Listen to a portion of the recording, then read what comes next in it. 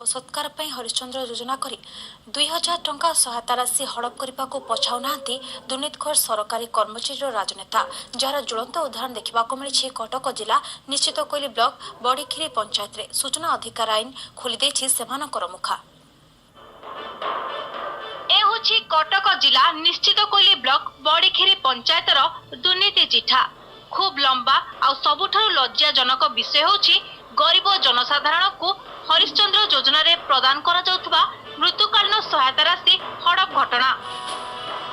जहा सूचना अधिकार आईन जरिया रे सामना को आनिछंती सेही पंचायतर नायब सरपंच बुलु दास।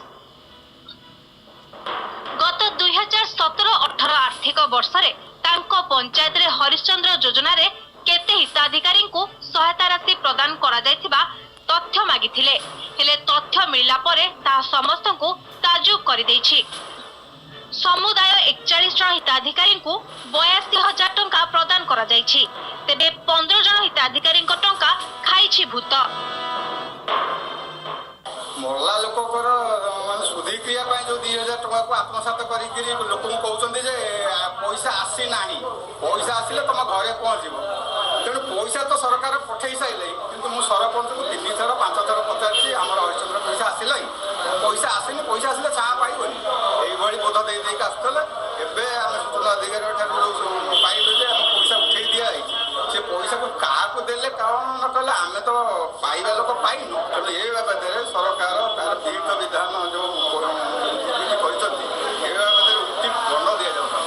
जो फर्म आम देलु से दस्खत कर गोटे जो पैसा उठा बाबद से गोटे फल्स आम जाकि पचारि बुझे पैसा उठिले तुम पाइबु व्यस्त आमको आनी पैसा खाई जाइए। आगामी दिन में नवीन सरकार आमर विजिलेंस तदंत करातु नचेत आम जानबू कमी स्वच्छ निर्मल शासन कर।